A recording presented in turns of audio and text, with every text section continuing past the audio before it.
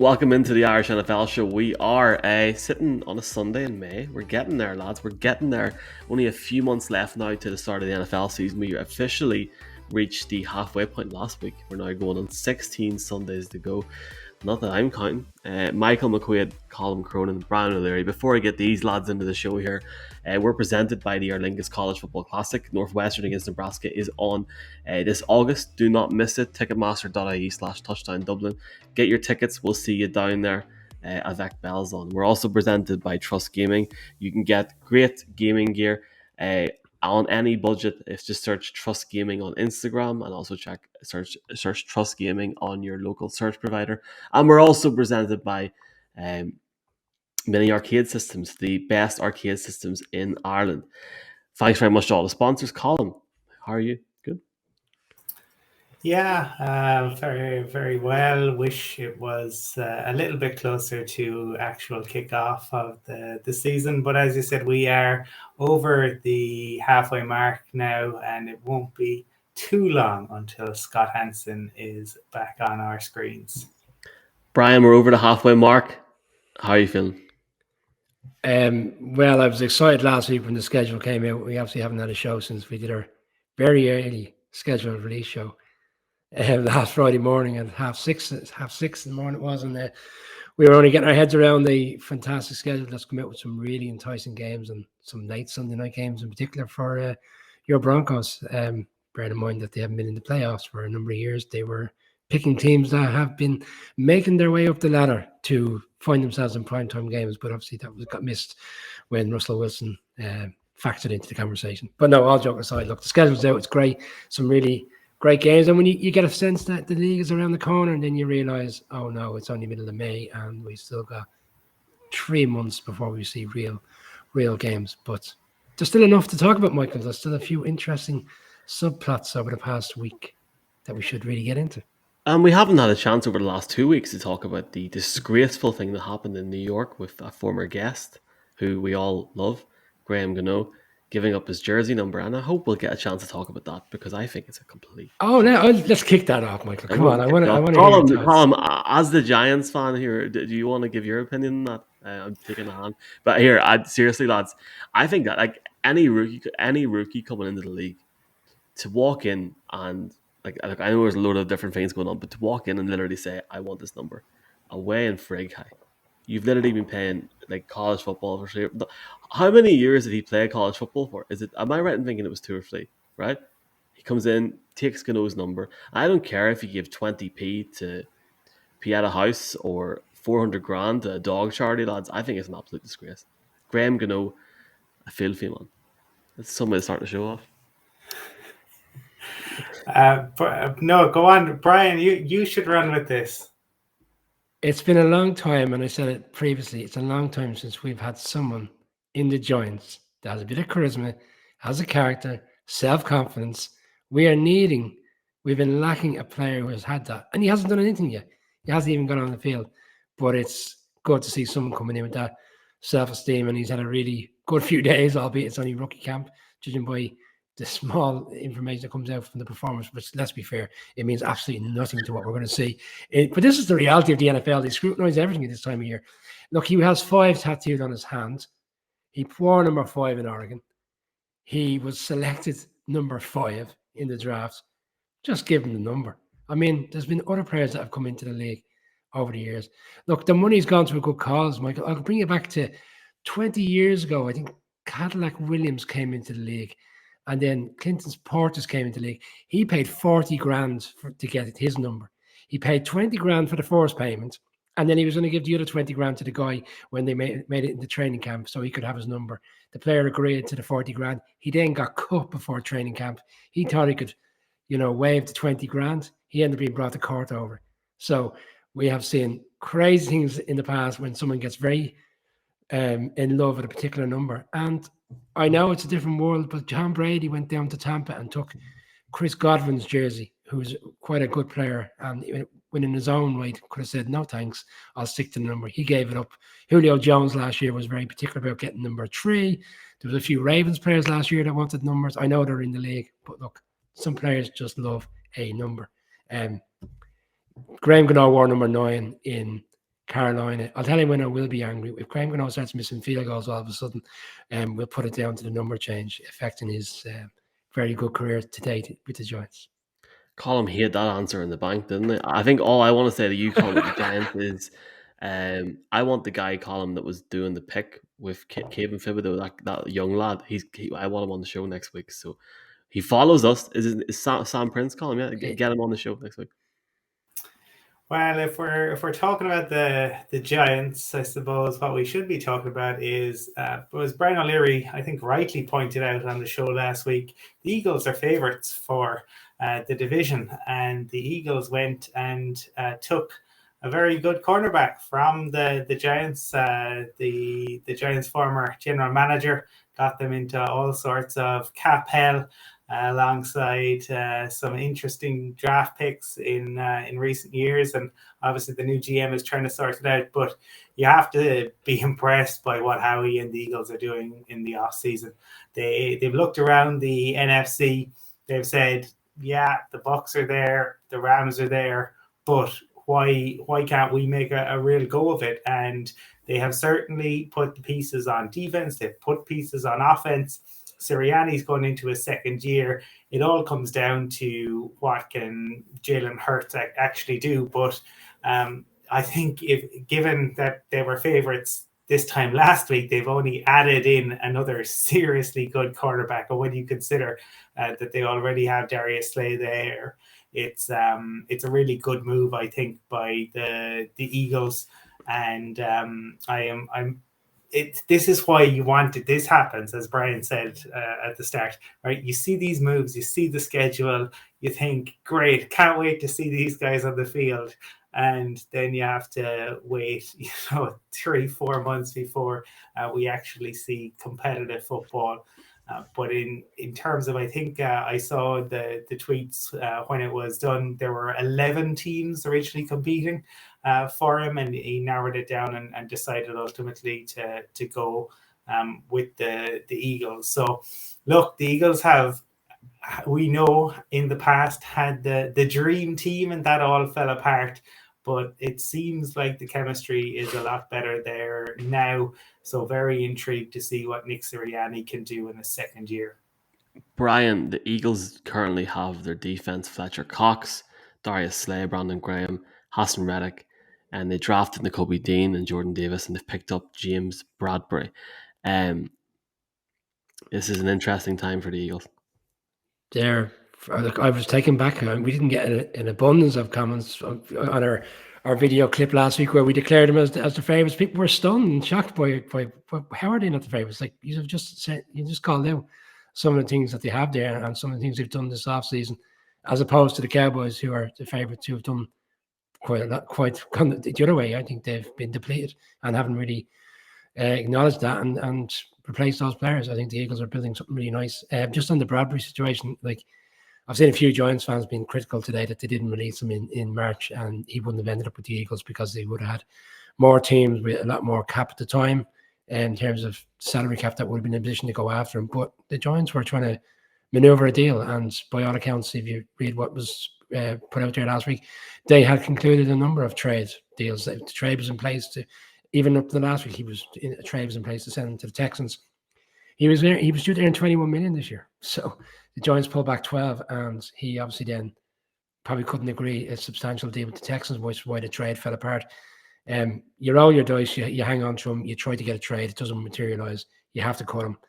The reality is the Giants, and Colin was rightly called it out, the Giants are still dealing with situations which have been brought on by the previous GM, and Joe Shane is doing his utmost to try to solve things in a timely manner. Like next season, they have $77 million in cap space. So he's done.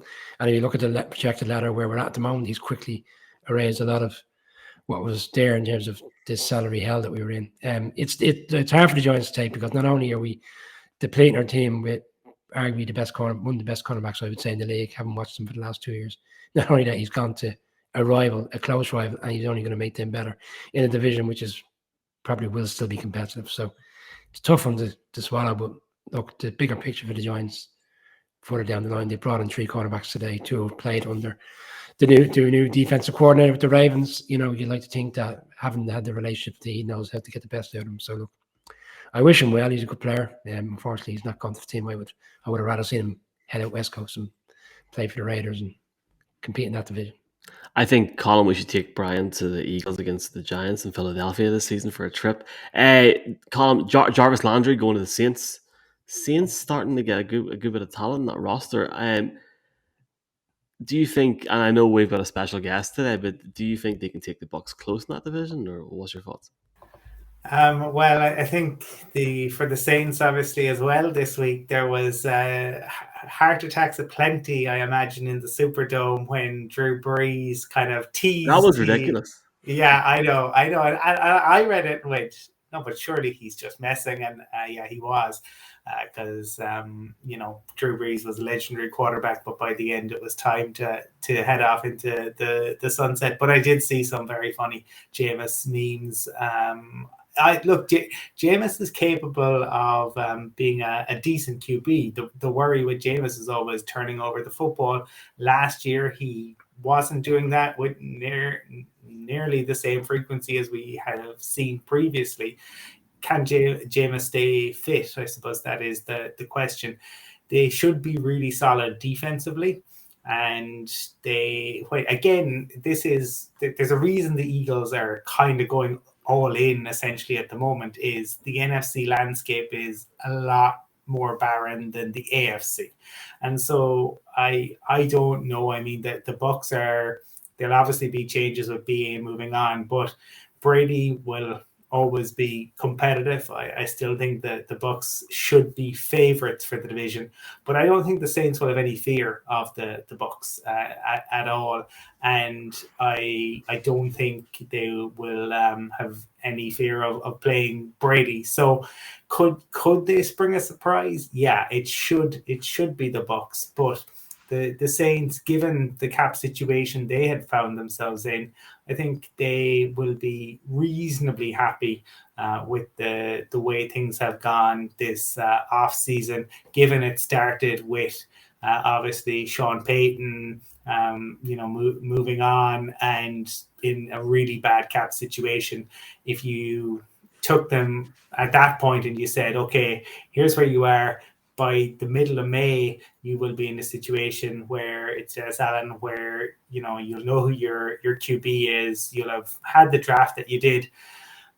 They wouldn't be ecstatic about it, but I think they'd have said, okay, it's better than where we thought we might be.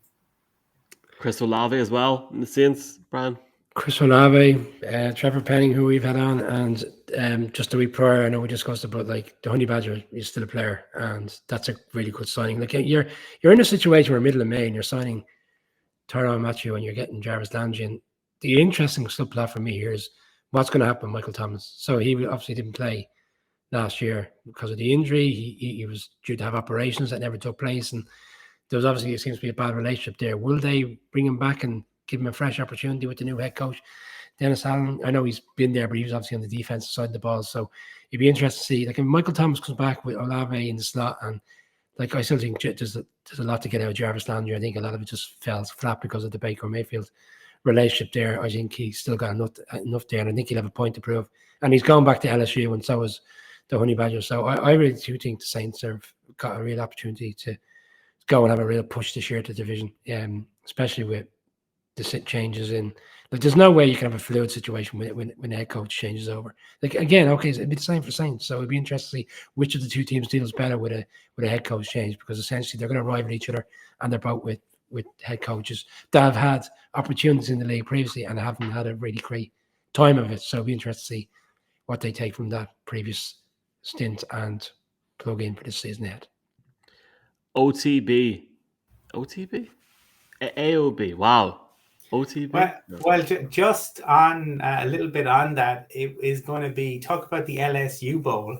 Obviously with the Bengals going down there, and the fact that you now have so many kind of LSU connections, that should make it especially intriguing for a number of games in the Superdome this season.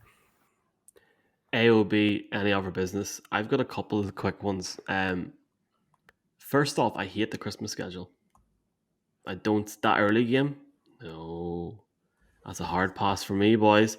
6 o'clock. How is anybody going to get the wives, the husbands, the boyfriend, the partner, the girlfriend to sit down at 6 o'clock on Christmas Day and watch the Miami Dolphins play football when your granny's sitting on one side of the room? You know, the news is on. It's not going to happen here. Like, what? I don't know how we're going to do this. And secondly, can Odell Beckham just hurry up and go somewhere, please? Just, I feel like we're coming to an end here, and I just want to. I just want this sort of off-season craziness and just to end. Is that too much to ask, Colin? It seems like years ago now that Aaron Rodgers and Russell Wilson within a 1 hour period of each other happened, but I think you stay in LA. What's your topics, Colin? Well, we shall see. I mean, the injury concerns are obviously everyone wants to see where, because he's had the injuries in the past, and there are plenty of teams that would take a solid wide receiver. There's always going to be stories in the NFL, and I suppose right now, you that is one that is yet to play out. I think for me, some of the stuff following on from the Brady contract, obviously we see more and more going on in the background. Reports around Dan Orlovsky, and he is going to call games now. So I think there seems to be we're seeing in terms of the teams, there's a lot going on and moving parts. And in terms of what's going on with the TV stuff, there's moving parts. The other thing that I thought was a little bit interesting this week was Jerry Jones saying that given the Broncos are probably going to go somewhere between 5 and 6 billion, he reckons the Cowboys would fetch at least 10, but he would never sell, probably. Why would you talk if you weren't at least going to maybe consider it if you got a ridiculous bid? But who's going to have 10 billion to buy the 10 Cowboys? billion. That's what Jerry said. He reckons he could get at least that for the Cowboys. Elon could probably cut his losses, Brian, and maybe just buy the Cowboys instead of Twitter. Jerry's always going to hang in there to the very end until he gets that ultimate prize of returning to the Super Bowl, because it's, well, from a Giants perspective, it's not long overdue, but I'm sure the Cowboys fans out there would challenge me on that one. I'm going to two things: the Christmas schedule, Michael. As a parent of two young children, who also then has a birthday of my daughter on Stephen's Day, it's quite a busy period. So yeah, I try not to think too much about the NFL for Christmas, and hopefully enjoy the other weeks. But no, it's not very helpful to us this time of year. In particular this year, where it's Christmas Eve and Christmas Day. I'm going to be a bit controversial on the last one. It's Deshaun Watson. So it's come out this week that the NFL have finally got around to investigating the off-field antics, which we're all very much aware of, and potentially now there's a conversation about him being banned for 3 to 4 games when the season starts. But they're also saying it's unlikely that any of these 22 civil cases will be resolved come the start of the season. So if they're going to ban him for the first 3 or 4 games when the situation is unresolved, does he then get rebanned when the situation is resolved if it doesn't go in his favor? So essentially the NFL could end up banning him twice. I just don't understand now why they're considering investigating. I think it'd be best served waiting until the full situation is resolved and then make a final decision as to how they approach it, and potentially a longer ban if it's unfortunately comes out to be what we all perceive it to be, in terms of the carry on that went on, shall we say. That's really the point I'm making. I just think it's unusual that the NFL have decided at this stage. But maybe they feel like there's a gun being held to their head and they haven't addressed it to date. They kept pretty quiet. They've allowed the trade to take place, and obviously there's the scrutiny that came with that, and the aftermath and the disappointment of some certain media people, obviously making their feelings very well known, that the NFL haven't acted to date, and now all of a sudden they are getting involved. So I just felt it was an unusual move. I just thought it would have played out a little bit longer, but maybe the NFL don't have a lot to be working on at the moment. Time will tell what will happen with Deshaun Watson and everything that's going on there. it's just been an insane few months. Also, in the column, we've been very fortunate to have some great guests over the last few weeks, and today is no exception. This interview was recorded during the FA Cup final last weekend, so if you do see Brian looking to see if his team scored Liverpool, you'll know why. No. Colin, do you want to maybe? How dare you? Take that back. Colin, do you want to introduce our guest to the audience this evening? Yeah, absolutely. I mean, look, there are a number of legendary GMs that probably in the league. We've had the good fortune to talk to Kevin Colbert from the Steelers, and at the time of recording this, the Steelers just announced they did have done a second interview, but another one of the legendary GMs who's been in situ for 2 decades, been with the team for more than 2 decades. As he pointed out, he has been there since the year 2000, but a man who, you know, is kind of synonymous with the team, synonymous with the region, has been with them, won a Super Bowl, has seen them through good times and bad, and has rebuilt the team on more than one occasion, and is undergoing yet another rebuild. We are delighted to welcome legendary Saints GM Mickey Loomis to the Irish NFL Show.